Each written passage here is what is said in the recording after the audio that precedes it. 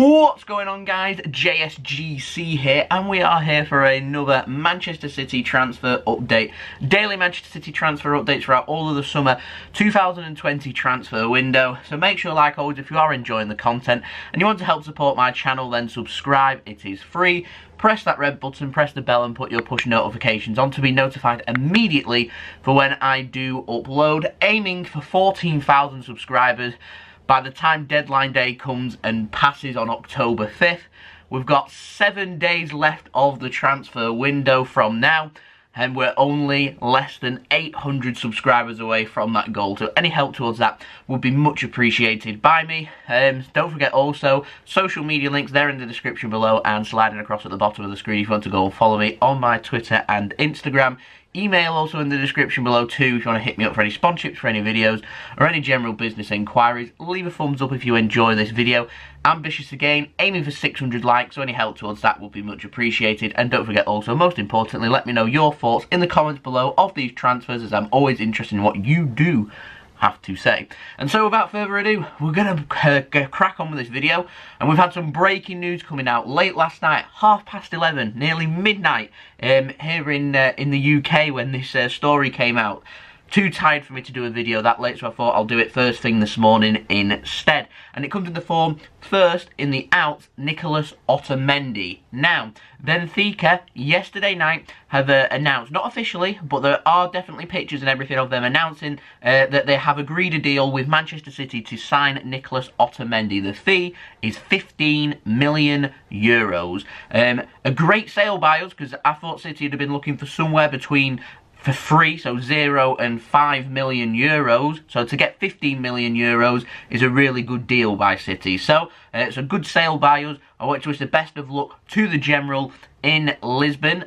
He's worked really hard during his time at Manchester City, provided a good service at Manchester City as well, and our great club. And it was a pleasure to see him play for us, particularly during that 17-18 season, forming a great partnership with John Stones, and it was influential in us achieving our aims for that season, and obviously the record-breaking season for Manchester City, the Centurion season, in hitting 100 points. And so that is always going to live long in the memory of a lot of Manchester City fans. It's going to be really strange not seeing Nicolas Otamendi here. Benfica's manager said some strange comments about how Ruben Dias is a better player than Nicolas Otamendi, and Otamendi's going to have to adapt. But I'm more than certain that Otamendi will be able to adapt. He's had successes in Portugal before with FC Porto, and I'm confident he can have a good time in Benfica as well. So I wanted to wish Nicolas Otamendi all the best of luck. We're just waiting, literally now. Everything's agreed, everything's in place. It just needs medical completing, personal terms, signing. It takes like a day to do all that. And then, obviously, the signing to then be announced. And Nicolas Otamendi, I'm expecting, if he's not already, to be travelling to Lisbon today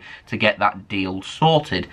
And, well, coincidentally, going along with that transfer moves us very nicely onto the ins.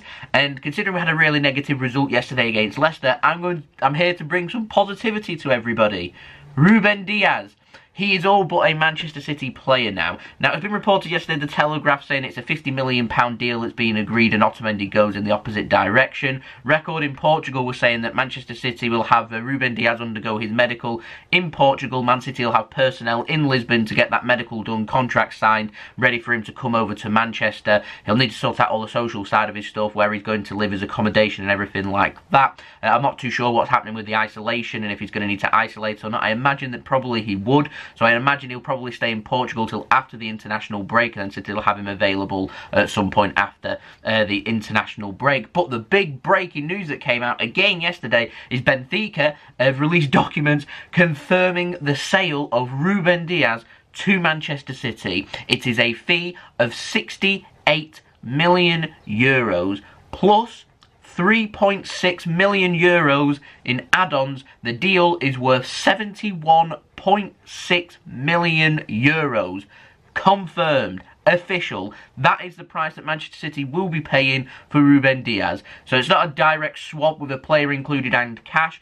Straight up cash of €68 million goes to Benfica. Benfica are going to, of that €68 million, are going to send Manchester City €15 million back for Nicolas Otamendi. This is suggesting to me has been the most important part of this deal, and why we have signed Ruben Dias ahead of Jules Koundé and also Kalidou Koulibaly. It's all about Nicolas Otamendi and sorting out his future.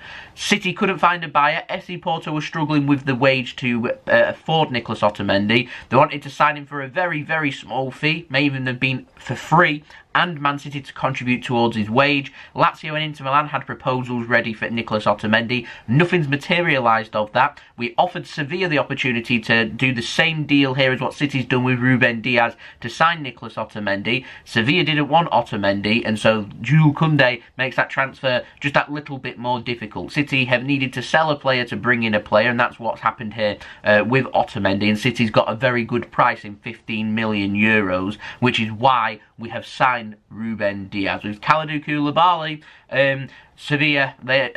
Napoli, they weren't interested in signing Nicolas Otamendi either, and they were looking for a lot of money. The fact of the matter is, City, the whole deal for Ruben Dias, before we've included Otamendi, was over 70 million euros, which is exactly what Napoli were looking for Kalidou Koulibaly. 71.6 million euros might have, maybe, been enough to have got Koulibaly. It may well have been enough to have got Koundé. The problem is Nicolas Otamendi, and City managed to get 15 million euros from Benfica for him, and Benfica would not have paid 15 million euros. In fact, they wouldn't even have signed Nicolas Otamendi if we were not signing Ruben Dias, and so that is why Ruben Dias is going to become a Manchester City player. My understanding is that he's already had the first part of his medical. His medical needs to be completed. I presume that's going to be done at some point today in Portugal with his contract signed. He could be announced as a Manchester City player within the next 24 hours. That could well come today. Manchester City, in the follow-up of that, I'm expecting Otamendi to become a Benfica player. Obviously, we need Benfica to announce the signing of Otamendi. I imagine these signings will come and be announced at exactly the same time. So I imagine the Diaz deal will probably get done before the Otamendi one will get done, because I'm not too sure if he's in Portugal or not right now. But once the Otamendi deal is ready to be done, that is when Diaz will be announced. I'm expecting that to be by at the very latest, probably close of play by tomorrow. Manchester City then have the future of other players, because it was reported that once City had brought in a centre-back, Ruben Dias, that Eric Garcia would be sold. So that remains to be seen as to whether Eric Garcia will then leave Manchester City. What will happen with the youngsters, Harwood Bellis and Tosin Adarabayo, before deadline day? If them two players are to leave as well, City looking short on numbers, may well want to dip into the transfer market once again. $1 million question, will this be Manchester City's last signing of this summer transfer window, or will City dip into the market once more? My understanding is that City always interested in players that come available for an affordable price. So watch this space. I imagine we'll be getting linked with lots of players. I'm looking forward to having the big run up to deadline day, and in my opinion, City are needing to do a little bit more in the market. We looked short yesterday against Leicester. Injuries catching up with us, a long hard season. You're going to want as big a squad as possible with as much quality as possible for us to achieve our aims for the season, and all our flaws are on display yesterday against Leicester, and in my opinion, being able to add more quality additions to the squad would be welcoming. With players leaving, surely City are going to want to bring in a player.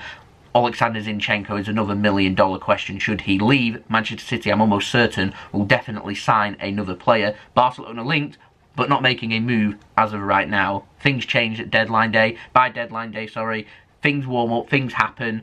We'll have to wait and see. I'm expecting this to be another busy week or so with Manchester City in the transfer market. City leaving their business quite late, but 68 million euros plus 3.6 million euros in add-ons Ruben Dias, he will become a Manchester City player. It's not a matter of if, it's more a matter of when. When will that signing come? That remains to be seen. I will bring that to you when that does happen though, first and fast. Make sure, like always, if you want to stay in the loop with the latest Manchester City transfer news first and fast, then you subscribe. It is free. Press that red button, press the bell, and put your push notifications on. I am aiming for 14,000 subscribers, so any help towards that would be much appreciated by me. Aiming for 600 likes on this video, so any help again would be much appreciated by me. And don't forget also, social media links in the description below and sliding across at the bottom of the screen. If you want to go and follow me on my Twitter and Instagram, email also in the description below too if you want to hit me up for any sponsorships for any videos or any general business enquiries, and most importantly, let me know your thoughts of these transfers in the comments below. And I'll see you all again tomorrow for another daily Manchester City transfer update. We're going to have the fan reaction to the Leicester defeat yesterday up at some point today for everyone to not look forward to, but to enjoy with people's reactions, and we'll be back again, like I said, with daily Manchester City transfer updates on the grind as well, on the big run-up to deadline day. 7 days left of the transfer window, plenty of business still to be done. So I've been JSGC, thank you everyone for watching, I hope everyone has a wonderful rest of your day, I hope everyone is safe and well too. Peace, ciao for now.